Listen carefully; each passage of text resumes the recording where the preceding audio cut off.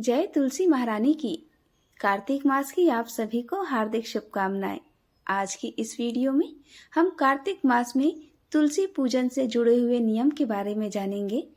कार्तिक मास में तुलसी पूजन का महत्व क्या है, तुलसी पूजन कैसे करें, तुलसी पत्र किस दिन तोड़ने चाहिए, किस प्रकार तोड़ने चाहिए, रविवार और मंगलवार के दिन तुलसी पूजन कैसे करें, शालिग्राम और तुलसी विवाह अगर रविवार, मंगलवार या फिर किसी ऐसी तिथि को पड़ जाए कि उस दिन तुलसी को नहीं छूना चाहिए, तो हम उनका विवाह कैसे करें।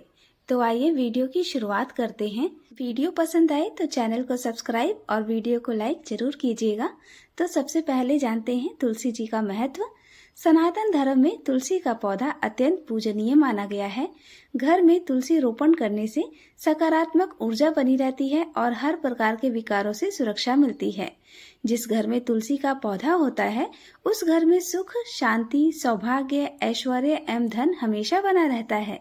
लेकिन कार्तिक मास में तुलसी पूजन का विशेष महत्व है। भगवान विष्णु तथा माँ लक्ष्मी की असीम कृपा प्राप्ति के लिए कार्तिक मास में तुलसी पूजन किया जाता है। मान्यताओं के अनुसार कार्तिक मास में तुलसी पूजन करने से भगवान विष्णु तथा माँ लक्ष्मी अपने भक्तों को सुख, समृद्धि, यश, ऐश्वर्य, धन तथा सद्बुद्धि का वरदान देते हैं। साथ ही कार्तिक मास में तुलसी की पूजा करने से यमदूतों का भय समाप्त हो जाता है। अगर कार्तिक पूर्णिमा के दिन आप पूरी श्रद्धा और भाव के साथ तुलसी पूजा करते हैं तो देवी लक्ष्मी प्रसन्न होती है।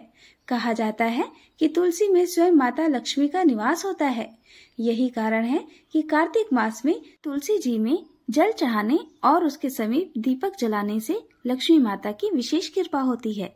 आइए अब जानते हैं कि कार्तिक मास में तुलसी पूजन कैसे करें। रविवार, मंगलवार और एकादशी को छोड़कर प्रतिदिन तुलसी जी में जल चढ़ाएं और जल में थोड़ी हल्दी और थोड़ा दूध डालकर अर्पण करें। माता रानी को हल्दी, वस्त्र और श्रृंगार का सामान कार्तिक मास में अवश्य चढ़ाएं। कार्तिक मास में सिर्फ जब तुलसी विवाह होता है तभी माता को सिंदूर लगाते हैं। उससे पहले सिंदूर तुलसी माँ को नहीं लगाया जाता है। पौधे के आसपास सफाई करें, संध्या में दीपदान करें। हल्दी और दूध अर्पण करने से सुख, सौभाग्य बढ़ता है। तुलसी में 3 बार जड़ में और 2 बार ऊपर से जल चढ़ाएं। भोग में मिठाई या इलायची दाना अर्पण करें। धूप दीप अर्पण करके 4 बार परिक्रमा करें। जगह के अभाव में एक ही जगह पर आप चारों तरफ परिक्रमा कर सकते हैं।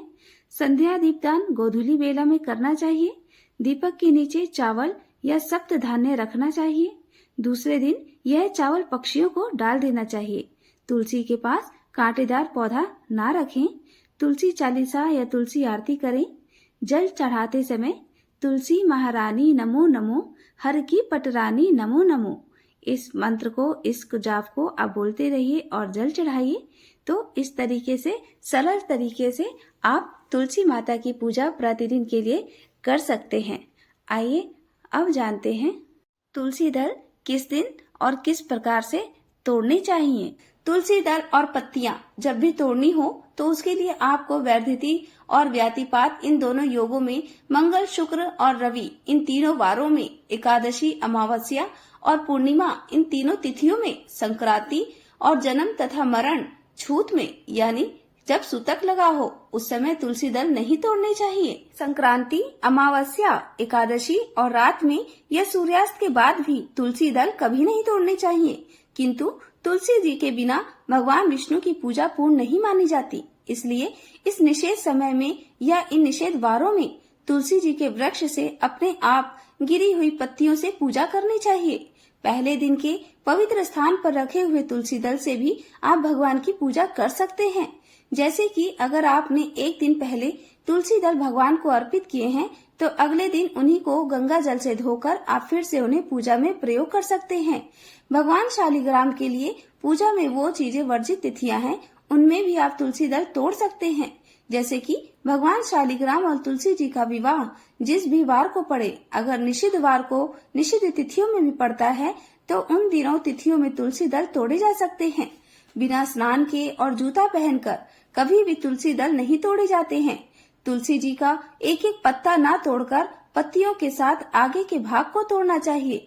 तुलसी की मंजरी सब फूलों से बढ़कर मानी जाती है।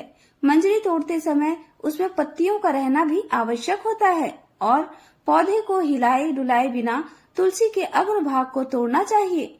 इससे पूजा का फल लाख गुना बढ़ जाता है। कभी भी नाखून से नोचकर तुलसी दल नहीं तोड़ने चाहिए। तो ये थी छोटी सी जानकारी तुलसी माता को लेकर। तो आशा करती हूँ आपको आज का वीडियो पसंद आया हो और मेरे द्वारा दी गई जानकारी आपको अच्छी लगी हो। तो फ्रेंड्स, वीडियो पसंद आने पर जय तुलसी मैया कमेंट में जरूर लिखिएगा। मिलते हैं अपने अगले वीडियो में, तब तक आप सभी लोगों का बहुत बहुत धन्यवाद।